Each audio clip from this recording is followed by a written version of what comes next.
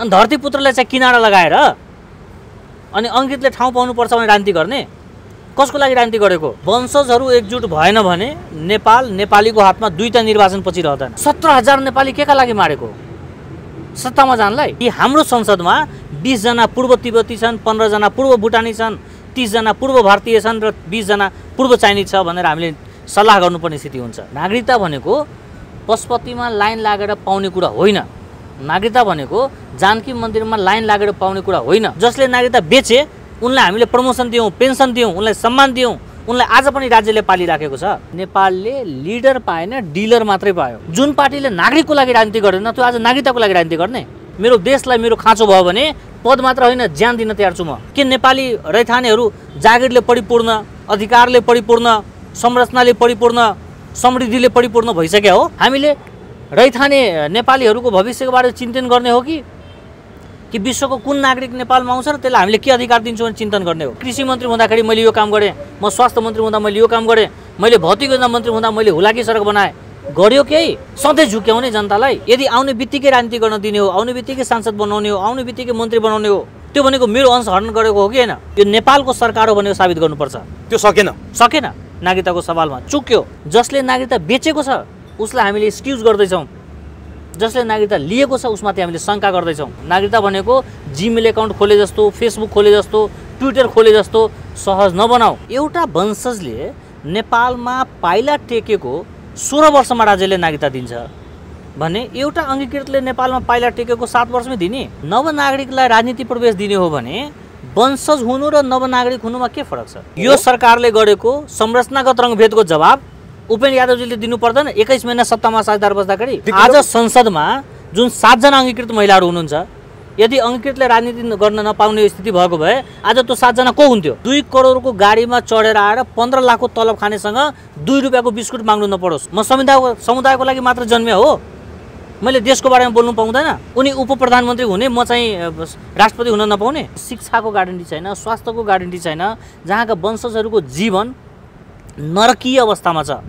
त्यो मुलुकको नेताहरू पहिला वंशजको बारेमा सोच्ने हो कि पहिला अङ्गीकृतको लागि लड्ने हो? त्यो उहाँहरूले तय गर्नु पर्यो। हामीले सिङ्गो देशको 77 जिल्लाको रैथाने धरतीपुत्रको चिन्तन गर्ने अथवा 1% 2% अङ्गीकृतको चिन्तन गर्ने? आजसम्म 1600 चान्चुन नेपालीहरू आत्महत्या गरिसके, रहरले गरे हो। हाम्रा नेताहरू समुदायका लागि राजनीति गर्ने कि निर्वाचन क्षेत्रका लागि राजनीति गर्ने कि अमुक भोटको लागि राजनीति गर्ने कि आफ्नो आकाका लागि राजनीति गर्ने कि देशका लागि राजनीति गर्ने? त्यो तय गरौँ। नागरिकता 7 वर्षपछि दिने हो भने यो देशले अर्को ठुलो क्षति बेहोर्छ। हामीलाई सहानुभूति चाहिएको छैन, समानुभूति चाहिएको छ। 5-5 जना 4-4 जना कर्मचारीहरू इङ्गेज छन्।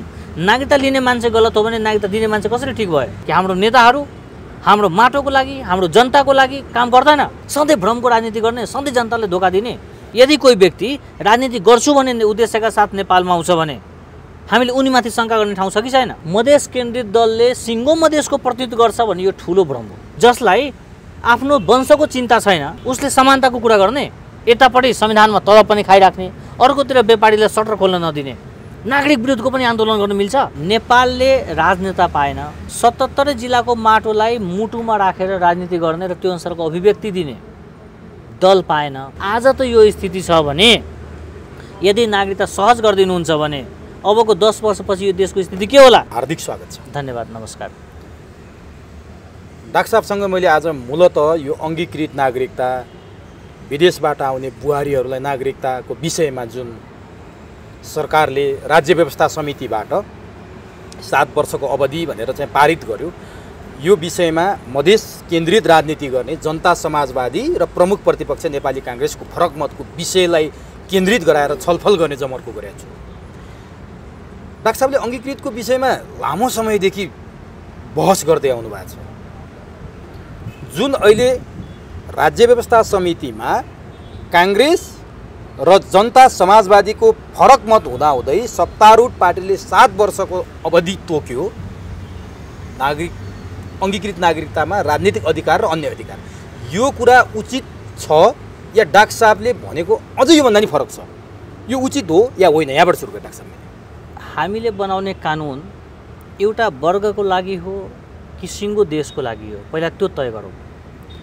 हाम्रा नेताहरू समुदायका लागि राजनीति गर्ने कि निर्वाचन क्षेत्रका लागि राजनीति गर्ने कि अमुक भोटको लागि राजनीति गर्ने कि आफ्नो आँखाका लागि राजनीति गर्ने कि देशका लागि राजनीति गर्ने त्यो तय गरौँ। यदि यो देश जो भर्खर भर्खर राष्ट्रवादबाट देशभक्तिमा रूपान्तरण हुँदैछ, यो देश जहाँ जुम्ला र जनकपुरको संवाद बल्ल बल्ल सुरु भइराखेको छ, जहाँ रोल्पा र रौतहटको चिनजान सुरु भइराखेको छ, जहाँका वंशजहरू रोजगारी नपाएर देशभन्दा बाहिर श्रम बेच्न जानु परेको छ, जहाँका वंशजहरू खान नपाएर मर्न थालेका छन्, जहाँका वंशजहरू आयोडिन भएको नुन खान नपाएर गाउँका गाउँ गलगाड बोकेर हिँडिराखेको छ, जहाँका वंशजहरू आफ्नो अधिकार सुरक्षित गर्न सकेको छैन, उहाँको शिक्षाको ग्यारेन्टी छैन, स्वास्थ्यको ग्यारेन्टी छैन, जहाँका वंशजहरूको जीवन नरकीय अवस्थामा छ, त्यो मुलुकको नेताहरू पहिला वंशजको बारेमा सोच्ने हो कि पहिला अङ्गीकृतको लागि लड्ने हो, त्यो उहाँहरूले तय गर्नु पर्यो। यो देशलाई जोगाउने हो कि उत्तेजनाको राजनीति गरेर देशमा द्वन्द्व निर्माण गर्ने हो, त्यो उहाँले तय गर्नु पर्यो। आम नेपालीहरूको भूमि, भावना र भविष्य पहिला सुनिश्चित गर्ने हो अथवा नवनागरिकका लागि सोफा सजाउने हो, त्यो उहाँले तय गर्नु पर्यो। यति भनिराख्दा तपाईँ हाम्रो दृष्टिकोणको आधार के? हामीले देशलाई आधार गरेर सोच्ने हो कि हामीले दललाई आधार गरेर सोच्ने हो? नेताहरू भोटको लागि राजनीति गर्छ, नेताहरू भावनाको राजनीति गर्छ, नेताहरू निर्वाचन क्षेत्रको राजनीति गर्छ, नेताहरू दलका लागि राजनीति गर्छ। तर बुद्धिजीवीहरू के गर्ने? नेता जस्तो भावनाको कुरा गर्ने कि जनताको भविष्यको कुरा गर्ने? नेता जस्तो दलको कुरा गर्ने कि देशको कुरा गर्ने? यदि देशको कुरा गर्ने हो, यदि जनताको भविष्यको कुरा गर्ने हो भने वंशजको अग्राधिकार कायम हुनुपर्छ, धरतीपुत्रहरूको अग्राधिकार कायम हुनुपर्छ, रोजगारीमा र राजनीतिमा वंशजहरूको वर्चस्व कायम हुनुपर्छ।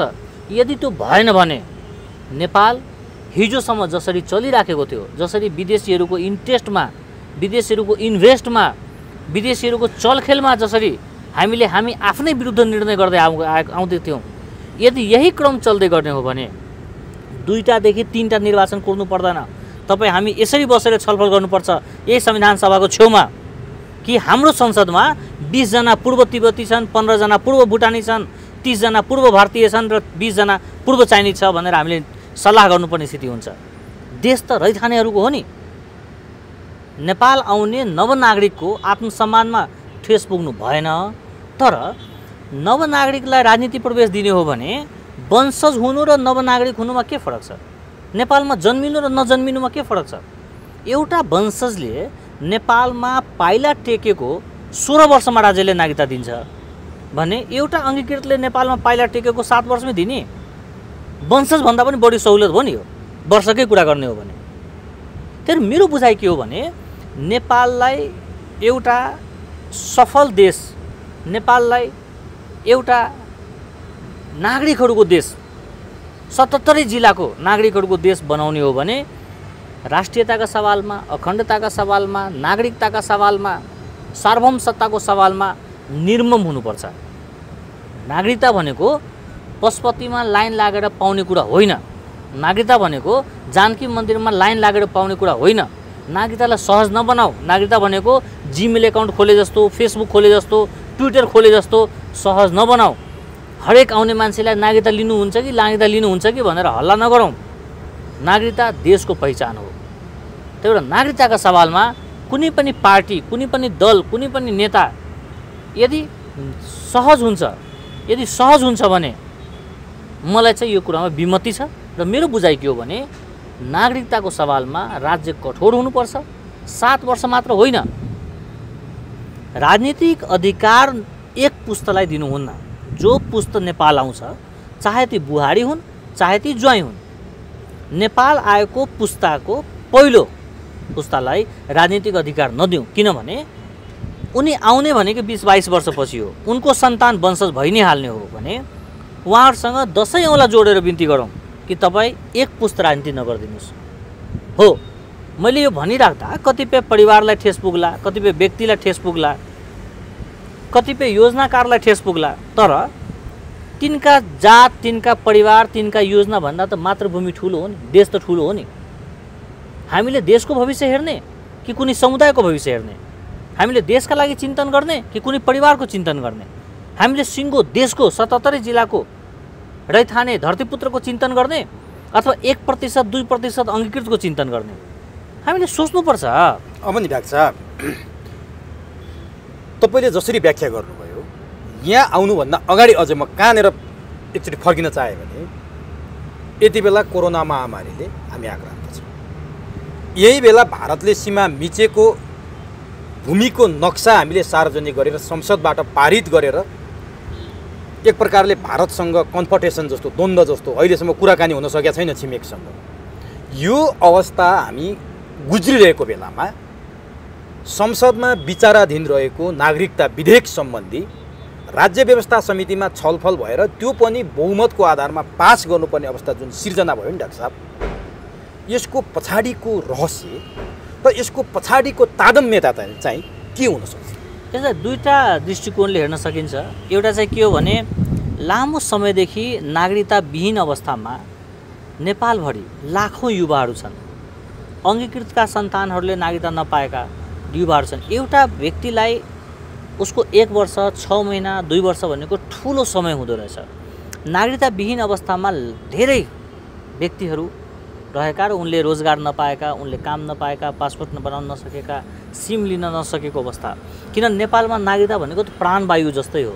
नागरिकताविहीन मान्छे भएर बाँच्न सक्दैन, त्यो अवस्था हो।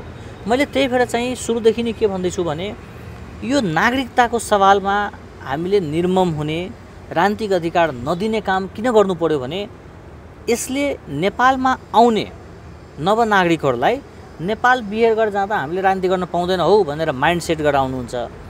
कुनै विदेशी शक्तिले नेपालको सत्ता कब्जा गर्ने, नेपालको कानुन आफ्नो अनुकूल बनाउने कसैले सोचेको छ भने ऊ पनि 2 पाइला पछाडि सर्छ र नेपालका वंशजहरू शिर ठाडो पारेर यो ममाथिको दायित्व आइपुग्यो कि अब देश बनाउने, ममाथिको दायित्व आइपुग्यो कि 77 जिल्लामा रहेका विभेदहरू अन्त्य गर्ने र 77 जिल्लाका धरतीपुत्रहरू एक ठाउँमा आउने, त्यो चाहिँ अनुकूलता बन्छ है। त्यही भएर वंशजहरूमाथिको विश्वास, उनीमाथिको दायित्व, उनका भूमिका र उनको अग्राधिकार कायम गरौँ भनेको हो। यति भनिराख्दा यही समयमा यो विषय किन आयो भन्नुहुन्छ भने यसको अर्को पक्ष के छ भने कोरोना महामारीमा भएका भ्रष्टाचारका सवालहरू, यो सरकारले गरेका संरचनागत रङ्गभेदका सवालहरू, नेपाली काङ्ग्रेसलाई एमसिसी नहुने कुण्ठाका सवालहरू र अरू पनि विभिन्न खालको प्रवाहहरूलाई थोरै भए पनि विषयान्तर गर्न सकिन्छ कि? थोरै भए पनि पिठ्युमा एमसिसीको झोला बोकेकालाई त्यो झोला हटाएर अङ्गीकृतको झोला बोकाउन सकिन्छ कि? देशलाई हिसाब किताब मागिराखेको दललाई यो झोला यहीँ थन्काइदेऊ, तिमी अङ्गीकृतको लागि कुद भनेर डाइभर्ट गरेको हो कि? त्यो राजनीतिका दाउपेचहरू होला, म त्यतापट्टि जान्न। तर यो नागरिकतै 7 वर्षपछि दिने हो भने यो देशले अर्को ठुलो क्षति बेहोर्छ। त्यो के हो भने कि विवाह गरेर आइसकेका नवनागरिकलाई तपाईँले नागरिकता दिनु भएन भने उसले सिम कार्ड बोक्न पाउँदैन, हनीमुनमा जानको लागि पासपोर्ट बनाउन पाउँदैन, ऊ एउटा डक्टर, इन्जिनियर वा अरू प्राविधिक रूपबाट दक्ष जनशक्ति होला, उनले व्यवसाय गर्न पाउँदैन, उनले रोजगार गर्न पाउँदैन भने उनी 7 वर्षसम्म यही देशमा बसेर नेपालकै अन्नपानी खाएर नेपालप्रति नै कुण्ठा बोक्न थाल्छ।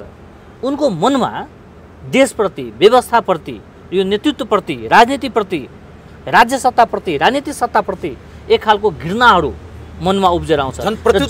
जब 8 वर्षपछि तपाईँ नागरिकता दिनुहुन्छ त्यतिखेर यो अङ्गीकृतहरूको एउटा ठुलो मोर्चाले यो राज्यलाई अहित गर्न सक्छ। त्यही भएर राज्यले नवनागरिकलाई अपमान नगरौँ, नवनागरिकलाई उसको अरू खालको प्रतिभाको विकास गर्ने र उनको क्षमतालाई राज्य निर्माणमा सदुपयोग गर्ने कामबाट राज्य चुक्नु हुँदैन, सरकार चुक्नु हुँदैन र उत्तेजनाको राजनीति फैलाउने काममा लागेकाहरूलाई राज्यले मुद्दा दिनु हुँदैन। त्यसैको लागि समय सीमा होइन, अधिकारको सीमा तय गरौँ। समय सीमा तय गर्दाखेरि यो देशका लागि यो प्रतिपादक हुन्छ। अझ फेरि के छ भने भारतसँगको सम्बन्ध पहिला जस्तो सन्तुलित छैन, चीनसँगको सम्बन्ध पहिला जस्तो सन्तुलित छैन, अमेरिकासँगको सम्बन्ध असन्तुलित हुने सम्भावना प्रबल छ। यो नेपाल सिङ्गो राष्ट्रले सबैसँग फरक र समदूरीको सिद्धान्तमा बाँच्न थाल्यो भने यो अझ बढी असहज स्थिति हुन्छ। त्यही भएर दुईटा नीति चेन्ज गरौँ भनेको, एउटा चाहिँ अब हामी समदूरीको सिद्धान्तमा होइन, समसामीप्यताको सिद्धान्तमा बाँचौँ। त्यो भनेको कस्तो हो डाक्टर साहब? त्यो भनेको हामी कोहीसँग दूरी किन पैदा गर्ने? हामी आफ्नो पहिचान, आफ्नो सार्वभौमसत्ता, आफ्नो एजेन्डा, आफ्नो निर्णय, आफ्नो सीमा प्रस्ट्याउने। जहाँ सीमा प्रष्ट हुन्छ त्यहाँ सम्बन्ध पनि प्रष्ट हुन्छ, चाहे त्यो राजनीतिक सीमा होस् चाहे त्यो भौगोलिक सीमा होस्।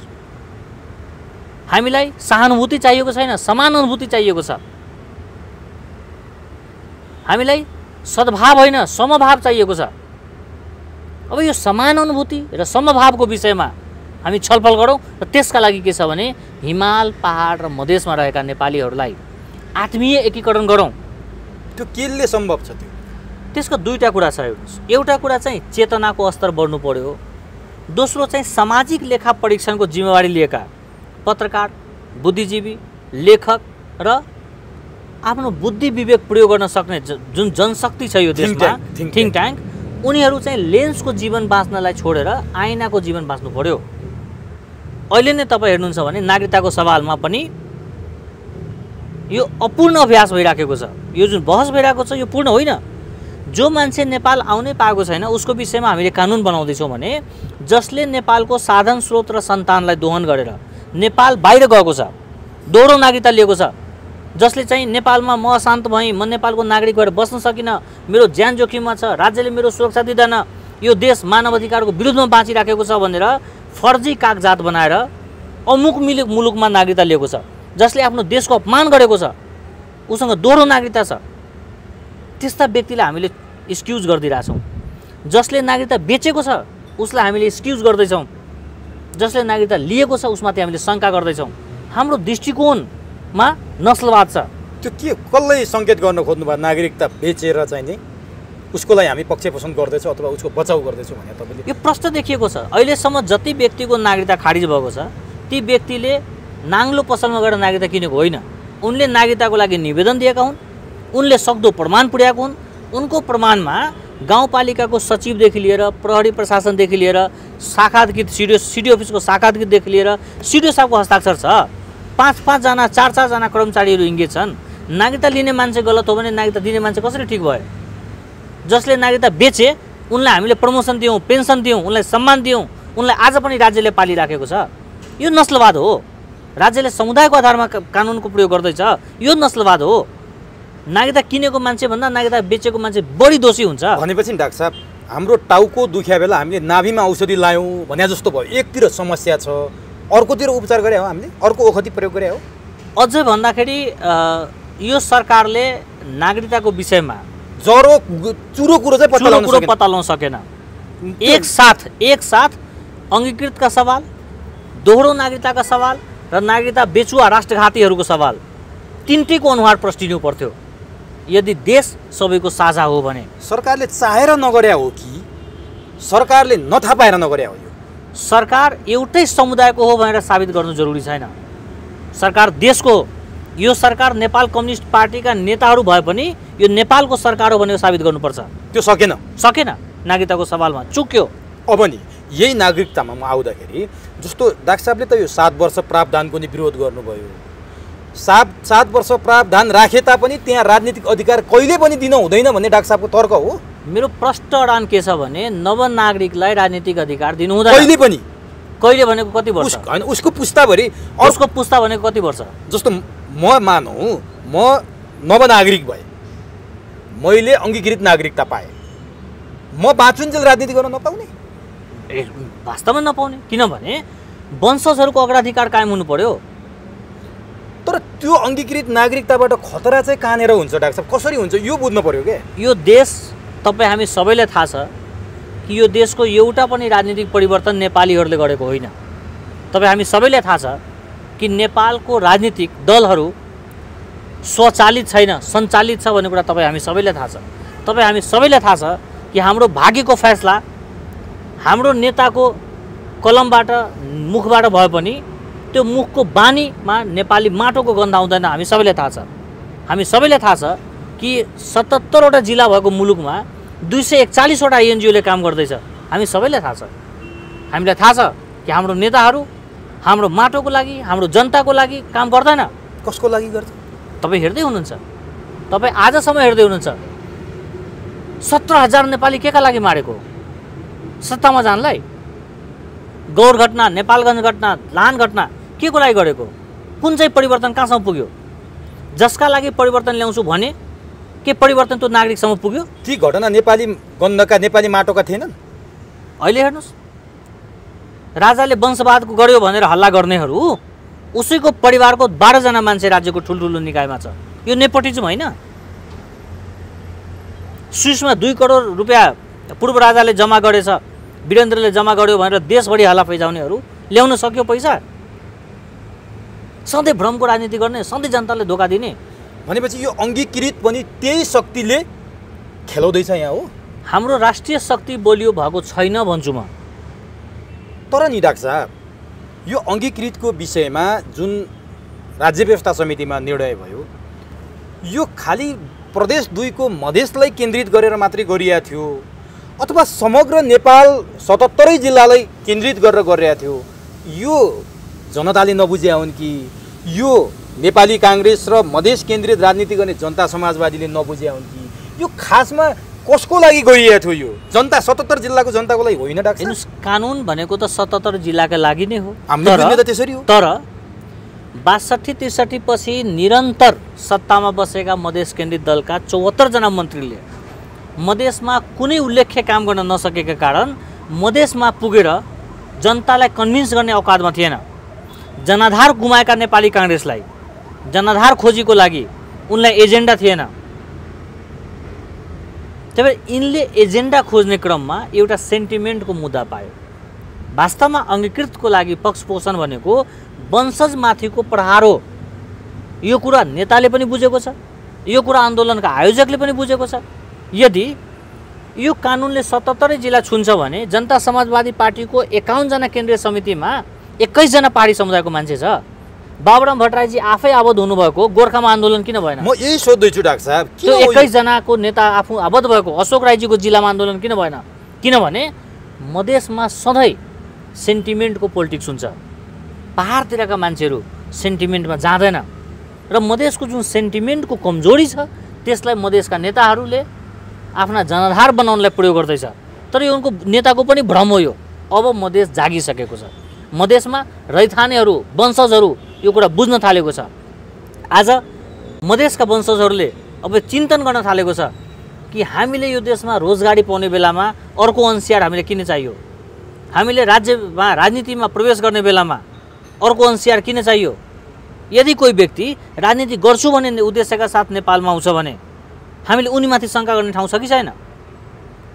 यदि आउने बित्तिकै राजनीति गर्न दिने हो, आउने बित्तिकै सांसद बनाउने हो, आउने बित्तिकै मन्त्री बनाउने हो, जुन देखियो मधेस आन्दोलनपछि देखियो, त्यो भनेको मेरो अंश हरण गरेको हो कि होइन? तर नि त्यही मधेसवादी दलहरू छन्, जो मधेस केन्द्रित दलहरू छन्, तिनै जनताले अनुमोदन गरेर पठाएका नेताहरू त यो स्वीकार्न तयार छैनन्। उनीहरू चाहिँ नि हाम्रो अधिकार खोसियो भन्छन्, तपाईँले चाहिँ नि अङ्गीकृत दिएर अधिकार खोसियो भन्नुहुन्छ। अब यही अनुमोदन, म आउँदैछु, अनुमोदन शब्द तपाईँले प्रयोग गर्नुभयो। मधेसमा गत निर्वाचन, जुन निर्वाचनलाई तपाईँ आधार बनाउँदै हुनुहुन्छ, त्यो निर्वाचनमा राजपा र समाजवादी मिलेर जम्मा 21 सिट जित्यो। एमाले एक्लै 22 सिट जितेको छ। मधेसको मात्रै कुरा गर्दैछु। नेपाली काङ्ग्रेसले 16 सिट जितेको छ, माओवादीले 16 सिट जितेको छ। त्यो राजपाले सिङ्गल मधेसको प्रतिनिधित्व गर्छ भने तपाईँ कसरी भन्न सक्नुहुन्छ? राजपाले राजपाको मात्र प्रतिनिधित्व गर्छ, जसपाले जसपाको मात्र प्रतिनिधित्व गर्छ, सिङ्गो मधेसको गर्दैन। मधेसबाट अरू पार्टीले पनि मत लिएको छ। त्यही भएर हामी भ्रमको खेतीमा नजाउँ कि मधेस केन्द्रित दलले सिङ्गो मधेसको प्रतिनिधित्व गर्छ भने यो ठुलो भ्रम हो। अर्को कुरा आउँदैछु। आजसम्म तपाईँले कहिले सुन्नु भएको छ मधेस केन्द्रित दलले नेपालको सञ्चार मन्त्रालयमा गएर यो भनेको होस् कि मधेसी पत्रकारले ठाउँ पाएन भनेर? तपाईँ कहिले सुन्नु भएको छ कृषि मन्त्रालयमा गएर डेलिगेसन दिएको होस्? तपाईँ कहिले सुन्नु भएको छ मधेसमा एउटा अस्पताल खोल्नु पर्यो भनेर संसदमा वाकआउट गरेको होस्? तपाईँ कहिले सुन्नु भएको छ मधेसमा एउटा विश्वविद्यालय चाहियो भनेर प्रधानमन्त्री कार्यालय घेरेको होस्? कहिले सुन्नु भएको छ? जुन पार्टीले नागरिकको लागि राजनीति गर्दैन त्यो आज नागरिकताको लागि राजनीति गर्ने? यो के छ उहाँहरूको? यसको कारक तत्त्व चाहिँ के? उहाँहरूले यसरी तराईको सेन्टिमेन्ट्स क्यास गर्न खोज्नुको पछाडि अब आउने चुनावको भोटको राजनीति हो, गुम्दै गएको जनाधारलाई जसरी पनि आफ्नो पक्षमा ल्याउँछु भनेर गरिएका अभ्यास हो। त्यहाँका जनता विश्वास गर्न तयार छन् यो? अब गर्दैन र 64 पछि तपाईँ सम्झिनुभयो भने 64 जुन तहमा गरेका थिए 70 र 74 गरेन। घट्दो क्रम छ।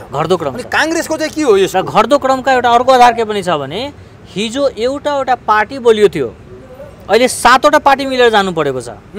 त्यो पनि कता न कता यी लिडरहरूको आत्मबल खस्केको हो नि। जवाफ दिनु पर्दैन।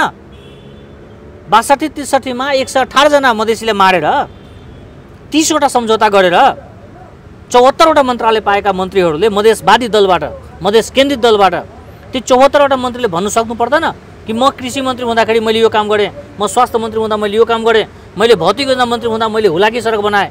गर्यो केही?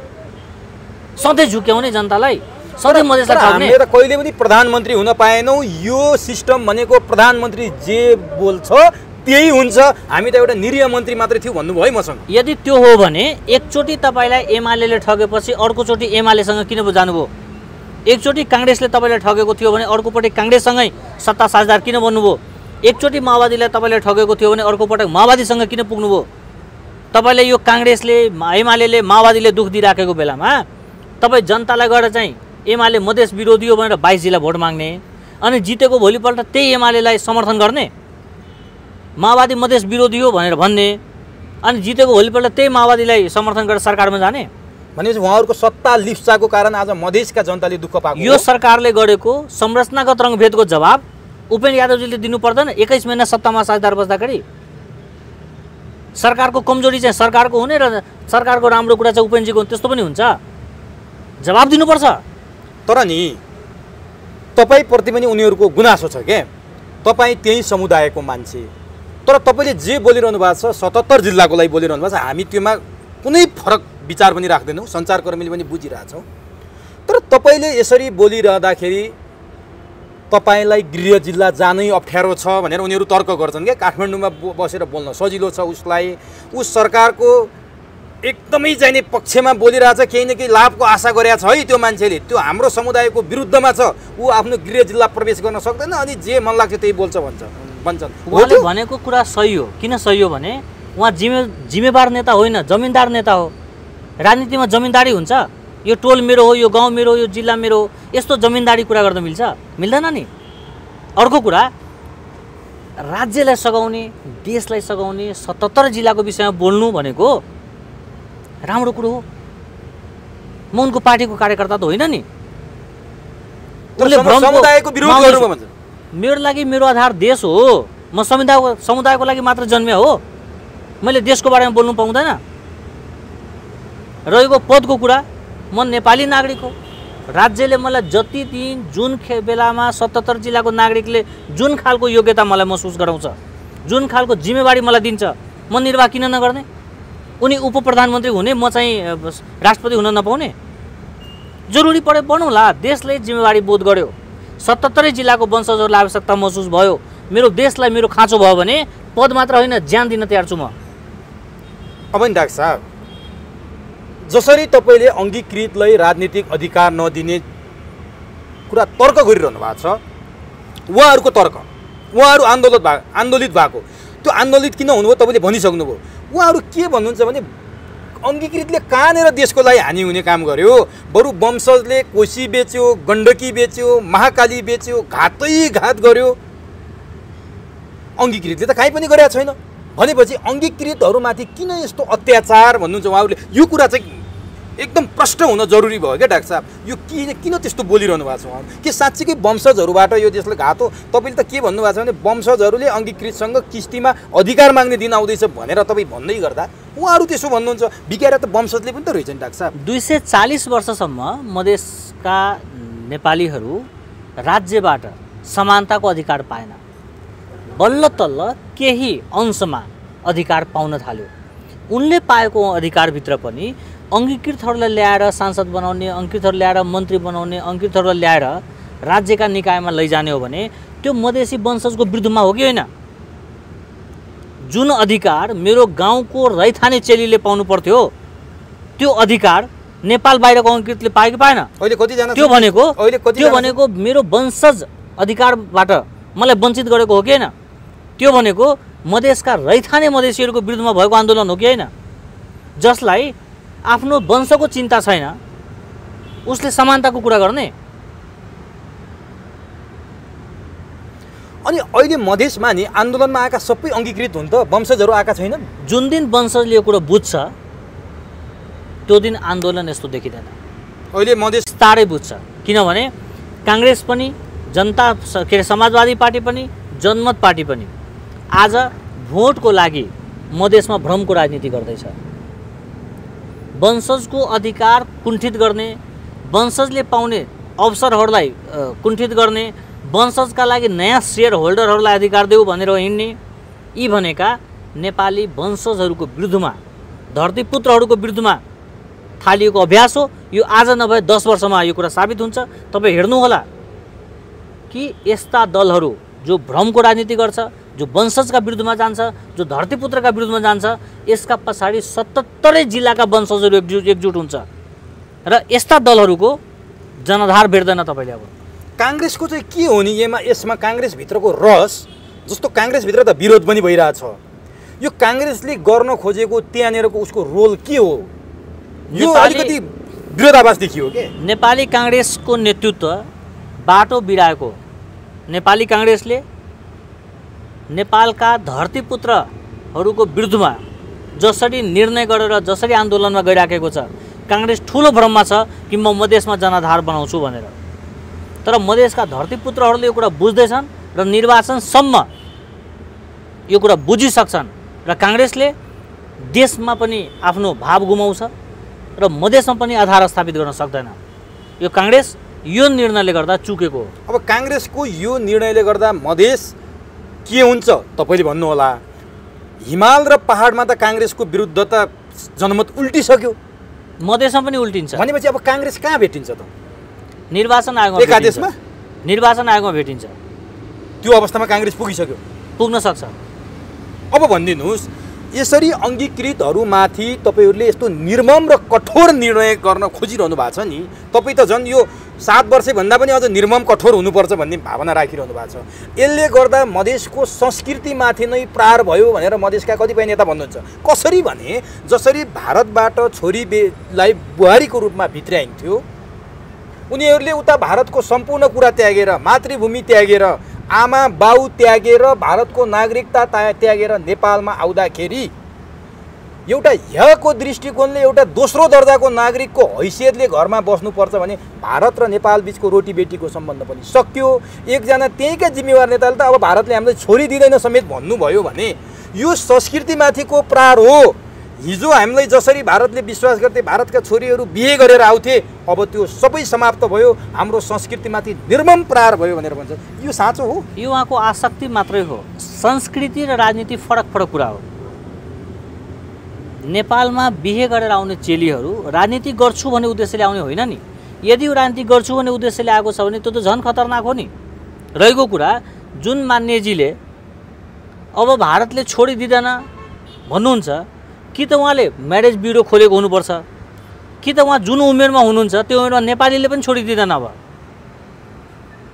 त्यही भएर कसको बिहे हुन्छ कसको हुँदैन, कसले छोडिदिन्छ कसले दिँदैन, त्योभन्दा माथि उठेर देशले के मागिराखेको छ त्यो बुझ्नु पर्यो। यो देशमा रहेका 77 जिल्लाको नागरिकहरू जो परापूर्वकालदेखि बसिराखेको छ, जो रैथानेहरू छ, उनको भूमि, उनको भावना, उनको भविष्यलाई हामीले ध्यानमा दिने हो अथवा नव नागरिकलाई ध्यानमा दिने हो? हाम्रो ध्यानको केन्द्र कहाँ हुनुपर्छ? हाम्रो राजनीतिको केन्द्र कहाँ हुनुपर्छ? हामीले रैथाने नेपालीहरूको भविष्यको बारेमा चिन्तन गर्ने हो कि विश्वको कुन नागरिक नेपालमा आउँछ र त्यसलाई हामीले के अधिकार दिन्छौँ भने चिन्तन गर्ने हो? कि नेपाली रैथानेहरू जागिरले परिपूर्ण, अधिकारले परिपूर्ण, संरचनाले परिपूर्ण, समृद्धिले परिपूर्ण भइसक्यो हो? जुन दिन नेपालीहरू यो सबै कुराले परिपूर्ण भइसक्छ त्यो दिन हामीले डिबी खोलेर विश्वभरिबाट नागरिक मगाउँछौँ। अहिले त नेपालीहरू आफ्नै खुट्टामा उभिन सकेको छैन। 15,000 को रोजगारीको लागि देश छोड्नु परेको छ। जुन मान्यजीले यो कुरो भन्दै हुनुहुन्छ, म प्रति प्रश्न गर्न चाहन्छु कि उहाँको 25 वर्षको राजनीतिमा उहाँले एउटा उद्योग स्थापना गर्न सक्नुभयो? उहाँले 5 जनालाई रोजगारी दिन सक्नुभयो? आफ्नो छोरा, आफ्नो छोरी चाहिँ देश छोडेर जानुपर्ने अनि दुनियाँको छोरीको चिन्ता लिएर बस्ने?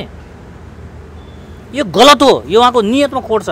अनि नि डाक्टर साहब, जस्तो अङ्गीकृतहरूबाट देशमाथि हुने घात, देशमाथि हुने चाहिँ नि जुन तपाईँले अघि राष्ट्रघातको कुरा गर्नुभयो नि, उहाँहरूको तर्क अर्को पनि के रहेछ भने उति बेला राजा महेन्द्रले बर्माका मान्छे, सिक्किमका मान्छे ल्याएर चाहिँ नि तराईमा भर्ने, अङ्गीकृत नागरिकता दिएर चाहिँ आज हामीलाई चाहिँ मधेसमा यो अवस्थामा पुर्याइदिने, यो अप्ठ्यारो अवस्थामा पुर्याइदिने महेन्द्रीय राष्ट्रवाद भनेर भन्नुहुन्छ है।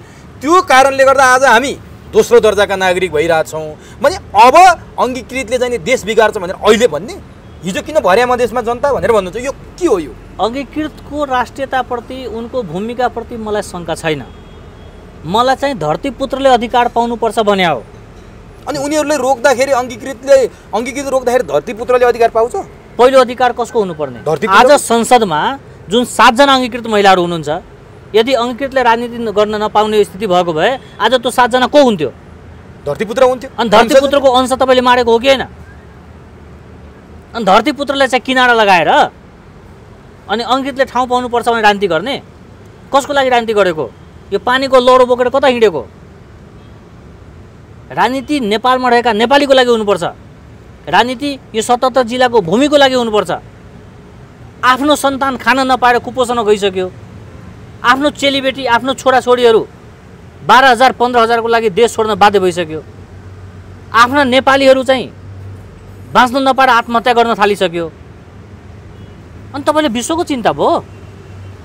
यो कसको दबावमा राजनीति गर्दै हुनुहुन्छ? अब यही सोध्दैछु डाक्टर साहब, यो कुरा चीनसँग सीमा जोडिएको तपाईँको तातो पानीमा पनि होला, रसुआफमा पनि होला, दोलखामा पनि होला, डोल्पामा पनि होला, तर मधेसमा मात्रै भारतसँग जोडिएर यो जबरजस्त हामीले गरेका छौँ कि?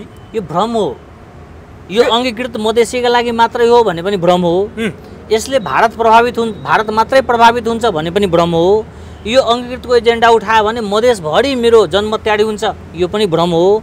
त्यही भएर अब नेताहरू एजेन्डा घुमाइसकेका छन्, व्यक्तित्व घुमाइसकेका छन् र यो मुद्दाले अस्तित्व पनि गुमाउँछन्। अब भनेपछि उहाँहरूको तर्क के थियो भने 99% अङ्गीकृत मधेसमै हुन्छन्, अरू त शून्य हुन्, त्यो गन्तीमै आउँदैन, त्यसकारण सबैभन्दा बढी प्रहार मधेसमै भयो। उनको अज्ञानताको पीडा सिङ्गो नेपालले बेहोर्नु जरुरी छैन। यो घर घरमा छिर्यो भन्नुहुन्छ मधेसको, उहाँले यो पीडा घर घरमा छिर्यो भन्नुहुन्छ। अनि घर घरमा अङ्गीकृत होला उहाँको जानकारीको विषय हो। मेरो बुझाइ के हो भने यो धरतीको रक्षा धरतीपुत्रले गर्न पाउनुपर्छ, रैथाने थारूले गर्न पाउनुपर्छ, रैथाने मधेसीले गर्न पाउनुपर्छ, रैथाने मुस्लिमले गर्न पाउनुपर्छ, अब यहाँको रैथाने नेवारले गर्न पाउनुपर्छ, धरतीपुत्रले देश बनाउनुपर्छ। अब नि डाक्टर साहब, यो मुद्दा त पेचिलो भएर उठिहाल्यो। अब तराईमा वंशजले पाउनुपर्छ, तिमीहरूले गलत गर्यौ भनेर त्यो किसिमको आन्दोलन उठ्ने सम्भावना छ कि छैन? छ, त्यो पनि उठ्छ, काउन्टर पार्टबाट उठ्छ, चाँडै उठ्छ। त्यो त शक्तिशाली होला नि त, यो अङ्गीकृतको भन्दा पनि स्वाभाविक। कसले गर्छ नेतृत्व? नयाँ नेता जन्मिन सक्छ, यो त विचार हो, मैले त विचार दिएको। अब यी अङ्गीकृतको पक्षमा वकालत गर्ने अहिलेका यी जनता समाजवादी र काङ्ग्रेसले त आन्दोलन थाले, यो आन्दोलन कहाँसम्म पुगेर कसरी टुङ्गिला डाक्टर साहब? यसको जवाब निर्वाचनमा वंशजले जवाब दिन्छ। त्योभन्दा अगाडि यो आन्दोलन रोकिँदैन? आन्दोलन त अवश्य दिन्छ। यो निर्णय पास हुन्छ, 7 वर्षको निर्णय पास हुने हो, यो पास भएपछि यो आन्दोलन सिद्धिने हो। अनि हाम्रो सिके राउत, यो जनता समाजवादी अनि काङ्ग्रेस, तिनीहरूको मुद्दा एउटै भएको हो। अब यिनीहरू जनाधारका लागि एकै ठाउँमा जम्मा भयो, सबै एक ठाउँमा आइसके। अब यो यिनीहरूको छिनोफानो 2079 सालको चुनावले गर्छ हो। यिनीहरूको भित्रको एउटा इन्ट्रेस्ट के पनि हुनसक्छ भने यो वा त्यो बहानामा देशलाई अशान्त गर्ने, आन्दोलित गर्ने, देशलाई अझ बढी पीडामा लाने र जसका प्रभावबाट यो सरकार परिवर्तन होला, प्रधानमन्त्री परिवर्तन होला, यिनका उद्देश्य त्यहाँ हुनसक्छ। तर यिनी आफ्नो यात्रामा हिँड्ने बेलामा के चाहिँ बुझ्न सकिरहेको छैन भने 4 महिनाको लकडाउनमा त्राहिमाम भएको देश, अर्थतन्त्र जर्जर भएको देश, त्यहाँ थप आन्दोलन गरेर व्यापारीलाई थप पीडा दियो, थप आन्दोलन गरेर विद्यालय थप बन्द गर्यो, थप आन्दोलन गरेर जनताको जीवन थप नर्कीय बनायो। यतापट्टि संविधानमा तलब पनि खाइराख्ने, अर्कोतिर व्यापारीलाई सटर खोल्न नदिने, नागरिक विरुद्धको पनि आन्दोलन गर्न मिल्छ भने तुक छैन यो आन्दोलन। अहिलेको अवस्थामा तुक छैन। अब नि यो नागरिकता, यो भारतसँगको सीमाको विवाद, लिपुलेक, लिम्पियाधुरा, कालापानी, यो एमसीसी र केही दिन अगाडि चीनसँगको पनि विवाद चाहिँ देखाइयो। यसको अन्तर यो कहाँबाट चाहिने? कतिपयले के भन्छन् भने यो काहीँ न काहीँबाट सबै एकै ठाउँबाट रिमोटले चलिरहेछ भन्छन् क्या डाक्टर साहब। तपाईँ तपाईँलाई यो कतिको विश्वास मान्नुहुन्छ? मलाई लाग्छ यो देशको राजनीतिक इतिहासलाई हेर्दाखेरि यो राजनीतिक व्यवस्था कोल्टो फेर्नुपर्ने उमेरमा गइसक्यो। हरेक 12 वर्ष 15 वर्षमा संविधान खारिज हुने, व्यवस्था परिवर्तन हुने स्थिति थियो। अहिले यो कोल्टो फेर्नुपर्ने स्थिति भइसकेको कारणले गर्दाखेरि विभिन्न व्यक्तिहरू जसले देशलाई आधार बनाउन सकेको छैन, जसले जातलाई, क्षेत्रलाई, वर्गलाई र आकालाई आधार बनाएर बाँचिराखेका छन्, तिनीहरूले यो आन्दोलनलाई थप ऊर्जा दिने, काङ्ग्रेसको जनमतको जसपाको जुन इन्ट्रेस्ट छ त्यसमाथि थप इन्भेस्ट गरेर, व्यथितिलाई थप चर्काएर, जनतालाई त्राहिमाम गरेर यो सत्ता मात्र होइन व्यवस्था पनि परिवर्तन गर्न सकिन्छ भनेर यात्रा गरेको हुनसक्छ। यो कहीँबाट छ? यसमा बेलुनमा हावा भरेको? यिनीहरू आफै बेलुन रहन्छन्, यिनलाई कसले हावा भर्नु? कतिपयले शङ्का गर्छन् क्या, भारत, पश्चिम, चीन पनि अब त यहाँ आइसक्यो। जुन देशमा परिचालित राजनीति हुन्छ त्यो देशमा विदेशीलाई गाली गर्नुको अर्थ छैन। आफ्नै नेता बिकाउँछ भने कसले खरिद गर्यो भने किन सफल बिक्न त बिक्या हुन्, देश केन्द्रित छैनन्, सञ्चालित छन्, स्वचालित छैनन्। अनि नि अब पश्चिमा र भारतको निकै चर्चा हुन्थ्यो, फेरि उत्तर पनि हाबी भयो भन्ने अहिले सुनिन्छ क्या, तपाईँ देख्नुहुन्छ त्यस्तो? मलाई चाहिँ व्यक्तिगत रूपमा के लाग्छ भने आजसम्म तपाईँसँग कुरा गरिराख्दाखेरि पनि नेपालले राजनेता पाएन, 77 जिल्लाको माटोलाई मुटुमा राखेर राजनीति गर्ने र त्यो अनुसारको अभिव्यक्ति दिने दल पाएन। अथवा एक शब्दमा भन्ने हो भने नेपालले लिडर पाएन, डिलर मात्रै पायो, जसले गर्दा नागरिकसँग राजनीति गरे यिनीहरूले, नागरिकका लागि राजनीति गर्दिएन। जनताको पक्षमा राजनीति हुनुपर्ने ठाउँमा जनतासँगै राजनीति गर्यो। कहिले मधेसीलाई पहाडीसँग, कहिले पहाडीलाई खससँग, खसलाई जनजातिसँग, जनजातिलाई महिलासँग, नागरिक फुटाउने, मधेसभित्र ब्याकवार्ड फरवार्डको राजनीति गर्ने, हिन्दू मुस्लिमको राजनीति गर्ने, यो नागरिकसँगै राजनीति गरेर नेताहरू सत्ताको लागि आफूलाई गोटी बनायो। देश केन्द्रित राजनीति गर्न सकेन। काङ्ग्रेस, नेपाल कम्युनिस्ट पार्टी राष्ट्रिय संरचना भए पनि नस्लीय चिन्तनमा गयो। जनता समाजवादी पार्टी क्षेत्रीय संरचना भएर पनि त्यो पनि एउटा नस्लीय चिन्तनमा गयो। एउटा समुदाय, एउटा वर्गलाई समाते। सबै नेपालका लागि, सबै नेपालीका लागि राजनीति हुन सकेन। त्यसैको लागि म घरिघरि भन्दैछु कि आज त यो स्थिति छ भने यदि नागरिकता सहज गरिदिनुहुन्छ भने अबको 10 वर्षपछि यो देशको स्थिति के होला? जसले अङ्गीकृतको पक्षमा वकालत गर्दैछ तिनले सँगसँगै एउटा अर्को पनि मुद्दा उठाइराखेको छ। त्यो के हो भने जनसङ्ख्याको आधारमा राजनीतिक क्षेत्र, निर्वाचन क्षेत्र निर्धारण गर भन्दैछ। एकातिर अङ्गीकृतलाई नागरिकता देऊ भन्छ, अर्कोतिर जनघनत्वको आधारमा निर्वाचन क्षेत्र ल्याऊ भन्छ। यो दुईटा भनेको के हो? प्रस्ताउनु पर्दैन उहाँहरूले? सुम्पिने हो, कहीँ कतै सुम्पिने हो। हामी नेपालीले बुझ्नु पर्दैन? योभन्दा ठुलो सङ्केत के हुनुपर्छ? प्रश्न भनिदिनुहोस् त, जनताले बुझ्ने गरी त्यसको सङ्केत के हो? फिजीकरण? जनता बुझिराखेको छ, जनता बुझिराखेको। यो दुईटा त होला नि, कि त फिजीकरण कि त सिक्किमीकरण हो। वंशजहरू एकजुट भएन भने नेपाल, नेपालीको हातमा दुईटा निर्वाचन पछि रहँदैन। तपाईँको भविष्यवाणी मिल्ने भविष्यवाणी हो कि तपाईँले यो उनीहरूलाई च्यालेन्ज गरे मात्रै हो कि कस्तो हो यो? म राजनीतिक कर्मी होइन, म यो देशको माटोलाई मनमा राखेर बोलेको कुरा हो। र पुनः दोहोऱ्याउँछु, यदि देशभरिका वंशजहरू देशका लागि एकजुट हुन सकेन भने दुईटा निर्वाचन पछि नेपाल नेपालीहरूको हातमा हुँदैन। किनभने हामी कहाँ अहिलेदेखि नै नागरिकता र देशभक्ति फरक फरक रहेछ भन्ने कुरा नेताले साबित गर्न थालिसक्यो। प्रमाणपत्र मात्रै बोकेको भरमा नेपाली हुने होइन नि, देशभक्ति पनि सँगसँगै चाहिन्छ। राष्ट्रवाद र देशभक्ति बीच आकाश जमिनको फरक छ भनेपछि डरलाग्दो छ अवस्था। देश गम्भीर मोडमा जाँदैछ है। देशमा ठुलो राजनीतिक दुर्घटना हुनसक्छ। त्यो गृहयुद्ध भन्नुभएको थियो नि तपाईँले, त्यही पनि हो कि? हुनसक्छ। हामी गृहयुद्धमा सङ्घारमा गइसकेको छौँ। आजसम्म 1600 चान्चुन नेपालीहरू आत्महत्या गरिसके। रहरले गरे हो। काठमाडौँका अधिकांश परिवार त्राहिमाम छन्, घर भाडा तिर्न नसकेर। 70% भन्दा बढी सञ्चार माध्यम बन्द हुने अवस्थामा गइसक्यो। हाम्रा व्यापारहरू चौपट भइसके। हाम्रो राजस्वले कर्मचारीको तलब दिन सक्ने अवस्थामा छैन। हामी कता जाँदैछौँ? नेता पाल्नलाई देश के अरे राजनीति गर्ने? अनि यही बेला नि डाक्टर साहब दक्षिणी छिमेकी भारतसँग त सीमाको विवाद छँदै थियो, फेरि उत्तरी छिमेकीसँग पनि विवाद भनेर केही सञ्चार माध्यममा आए। विज्ञ व्यक्तित्वहरूले नै भ्रामक कुराहरू सञ्चार माध्यममा ठुला सञ्चार माध्यममा बोलेका कुराहरू आए। चीनसँग विवाद छ भनेर बोलियो। त्यो हुँदै नभएको कृषि मन्त्रालयको विज्ञप्तिलाई आधार मानेर ठुल्ठुला सञ्चार माध्यमले चीनसँगको विवादका कुरा ल्याए, तर ती सबै कुरा झुट साबित भए। परराष्ट्र मन्त्रालयले पनि होइन भन्यो। भनेपछि त्यो भित्र चाहिँ के गर्न खोजियो? त्यो ठुला सञ्चार माध्यममा त्यस्ता समाचार आउने, विज्ञ भनिएका व्यक्तिहरूले त्यही कुरा बोल्ने, तर 2 दिनमा पानीको फोका जस्तै सबै फुटे। भनेपछि दक्षिणसम्म जस्तै विवाद थियो, उत्तरसँग पनि त्यस्तो गराउन खोज्नुको पछाडि के थियो? आजकै मितिमा नेपाली सञ्चार माध्यम, नेपाली नेता र नेपाली बुद्धिजीवीको यो स्थिति छ भने अबको 15 वर्षपछि के स्थिति होला? त्यही आकलन, त्यही डर, त्यही चिन्ताले म आज भन्दैछु कि नागरिकताका सवालमा कठोर हौँ, छिमेकीहरूको सवालमा प्रष्ट हौँ, सीमाहरू प्रष्ट हुनुपर्छ। चाहे त्यो भूगोलको सीमा होस्, चाहे मुद्दाको सीमा होस्, चाहे नेताको सीमा होस्, चाहे अभिव्यक्तिका सीमा होस्, सीमाहरू प्रष्ट गरौँ। नभए भोलि यो देश ठुलो दुर्घटनामा जान्छ। नेपाल अरू सबैका लागि राजनीतिक प्रयोगशाला हुन सक्छ।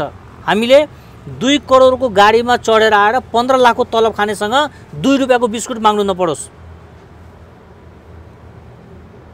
यो जो नेताले बुझेनन्, राजनीतिक दलले बुझेनन् यो कुरा। नेता आफ्ना लागि, दलका लागि राजनीति गर्दै होला, तर मलाई देशको लागि चिन्ता छ। उनलाई दलको चिन्ता होला, मलाई देशको छ। उनी भावनाको लागि कुरा गर्दैछन्, म भविष्यको कुरा गर्दैछु। म राजनीतिक कर्मी होइन, तर मलाई 77 जिल्लाको नागरिकको चिन्ता छ। मेरो देश अर्काको लागि प्रयोगशाला हुँदैछ, मलाई त्यो कुराको चिन्ता छ। अब नि डाक्टर साहब, अब म अन्तिममा छु। यो प्रयोगशाला भयो, सबै भयो, यही बेला प्रमुख पार्टी सत्तारूढ दल नेपाल कम्युनिस्ट पार्टी नेकपाको स्थायी कमिटी बैठक बसिरहेको छ। त्यो बैठकमा 2टा अध्यक्षको बिचमा आरोप प्रत्यारोप चल्यो। प्रचण्डले मैले गल्ती गरेछु, 5 वर्ष केपी ओलीलाई सुम्पेर उनीमा अहङ्कार बढ्यो भनेर भनेको कुरा तपाईँले सुनिसक्नुभयो। माधव नेपाल केपी ओली बोल्दा बोल्दै बिचमै हस्तक्षेप गरेर बोल्नुपर्ने अवस्था आयो। यसले के सङ्केत गर्छ? मन्त्री बन्न नपाएको एक खालको कुण्ठा प्रचण्डको देखियो। केपी ओलीजी शारीरिक रूपबाट अस्वस्थ हुनुहुन्थ्यो र उहाँ यति लामो बाँच्नुहुन्छ भनेर प्रचण्डलाई विश्वास थिएन कि, त्यही भएर उहाँलाई चाहिँ म 5 वर्ष दिन्छु भनेर सान्त्वना दिनुभयो र केपी ओली जो स्वस्थ भएर फर्किनुभयो त्यो उहाँको लागि घात भयो कि, त्यो त उहाँले भन्ने कुरा हो। तर आफ्नै दललाई कमजोर गर्नेहरू देशलाई कसरी बलियो गर्छ, यो चिन्तनको विषय हो। जनताको त्यत्रो ठुलो जनाधार पाएको दलले आफ्नै मन्त्रीलाई नङ्ग्याउँछ, आफ्नै पार्टी कमजोर गर्छ, आफै विवादमा अल्झिन्छ भने त्यो नेताले भोलि पद पायो भने देशलाई कसरी सहज गर्ला, यो चिन्ताको विषय हो। जसले घरमा आगो लाउँदैछ उसले गाउँ नजलाउला भने कसरी ग्यारेन्टी गर्ने? के पदका लागि राजनीति गरे हो माधव नेपालजी र प्रचण्डजी? यदि पदको लागि होइन भने यो ठुलो लफडा के को हो? आजको बैठकमा त प्रधानमन्त्री उपस्थितै हुनु भएन। गएको बैठकमा अत्याधिक आलोचना भइसकेपछि आजको बैठकमा उपस्थितै नहुनुको कारण यो समग्रमा के छ भने प्रधानमन्त्रीमा व्यक्ति परिवर्तन गर्ने र म आउनुपर्छ। यो उहाँहरुको जनताको लागि होइन, देशको लागि पटक्कै होइन, बिल्कुलै होइन। न देशको लागि हो, न जनताको लागि हो, न पार्टीको लागि हो, न गुटको लागि हो। नितान्त व्यक्तिगत रूपमा प्रधानमन्त्री परिवर्तन गर्ने र म आउने। तर उहाँहरु त्यो सँगसँगै के बिर्सिराख्नु भएको छ भने एउटा गुटलाई हटाएर अर्को गुट आए पनि त्यो दल बन्ने होइन, गुटै बन्ने हो। यही कुरा देशले हेर्दैछ कि जसले आफ्नो पार्टी कमजोर गर्छ उसले देश बलियो गर्छ कि गर्दैन, सिङ्गो देशले हेर्दैछ। अब डाक्टर साहब, अन्तिममा यो कार्यक्रमको चुरै कुरो पत्ता लगाउनु पर्यो। अहिले जति कुरा गर्यो समस्याका चाङ मात्रै ल्यायौँ हामीले, चाहे त्यो दलहरूका कुरा होस्, चाहे सरकारका कुरा होस्, चाहे नागरिकताका कुरा होस्, चाहे सबै समाजका सामाजिक कुरा होस्, यो सबै समस्याको समाधान गर्ने अचूक औषधि फर्मुला डाक्टर राजेश अहिराजसँग के छ? एकदम सरल। हामीले छोरी, ज्वाइँ, बुहारी वा तेस्रो लिङ्गे कसैसँग अरू कुरामा कुनै पनि फरक भाव नगर्ने, उहाँहरू नेपाल आएको मितिबाट आफ्नो क्षमताअनुसार रोजगारी गर्न पाउने, आफ्नो क्षमताअनुसार व्यापार गर्न पाउने, आफ्नो क्षमताअनुसार पासपोर्ट बनाएर देश विदेश घुम्न पाउने, सबै खालको अवसर सदुपयोग गर्न पाउने, तर राजनीति गर्न नपाउने। त्यो पनि एक पुस्ता मात्रै। उहाँको सन्तान वंशज भएपछि राजनीति गर्न पाइहाल्नुहुन्छ। त्यही भएर एक पुस्ता राजनीति नगरिदिनुहोस्। एक पुस्ता तपाईँले त्यागेको भरमा यो देशमा एउटा बलियो निर्णय हुन्छ र यो देश एउटा ट्र्याकमा आउँछ। यो देशप्रति वक्र दृष्टि राखेका मान्छेहरू नेपालमा गएर राजनीति नै गर्न पाउँदैन, किन जाने भन्ने खालको त्यो खालको कुन विचार भएको मान्छेहरू नेपाल आइदिँदैन। यो देश सुन्दर, शान्त, महान, विशाल र सबैको साझा देश भएर जान्छ। त्यही भएर एक पुस्ता राजनीति त्यागिदिनुहोस् न। यति मात्र हामीले गर्न सक्ने हो भने नेपाल साँच्चीकै यो हिरा हुन्छ, सबैको साझा हुन्छ र नेपालीहरूको हातमा रहिरहन्छ। भन्नुको मतलब तपाईँले जुन भविष्यवाणी गर्नुभएको थियो 2वटा निर्वाचनपछि नेपाल रहँदैन भन्नुभएको थियो, त्यो खतराबाट पनि टर्छ, वंशजहरूकै हातमा रहन्छ। हो उनका अङ्गीकृतका सन्तान पनि त वंशजै हुने हो नि। आफ्नै सन्तानको भविष्यको लागि पनि अङ्गीकृतहरूले गर्ने आन्दोलनलाई चाहिँ सरकारले कसरी सम्बोधन गर्ला त? अब कसरी सक्ला? सरकारले चाहिँ 7 वर्षपछि कागज दिन्छु भन्नु चाहिँ यो गलत हो। किनभने जुन देशमा सवारी चालक प्रमाणपत्र पास गरेको 1 वर्षपछि कार्ड छपाउँछ, जुन देशमा आफ्नो पासपोर्ट छाप्ने प्रविधि छैन, जुन देशमा राज्यले सेक्रेट डकुमेन्ट छाप्न सकेको छैन, पैसा छाप्न सकेको छैन, त्यो देशले अर्को एउटा खालको कार्ड छाप्छु र बाँड्छु भन्नु भनेको त्यो अर्को भ्रष्टाचारका पूर्वाधार बनेको हो। त्यही भएर धेरै खालका चिन्तन गर्नु हुँदैन। एउटा ठोस, निर्मम र दीर्घकालीन समाधान निकाल्नुपर्छ र त्यो भनेको एउटा मात्र समाधान हो, राजनीतिक अधिकार विहीन नागरिकता दिने। त्यसपछि देश बन्छ। देश वंशजले बनाउनै पर्छ। हस् डाक्टर साहब, चुरो कुरोमा आफ्ना अत्यन्तै महत्त्वपूर्ण जुन भनाइले जनतालाई प्रत्यक्ष असर पार्छ र उनीहरूको चेतनामा यसले टेवा भर्ने काम गर्छ, त्यस्ता किसिमका भनाइहरू राखिदिनु भयो, समय दिनुभयो, यसको लागि तपाईँलाई हार्दिक धन्यवाद। धन्यवाद, नमस्कार।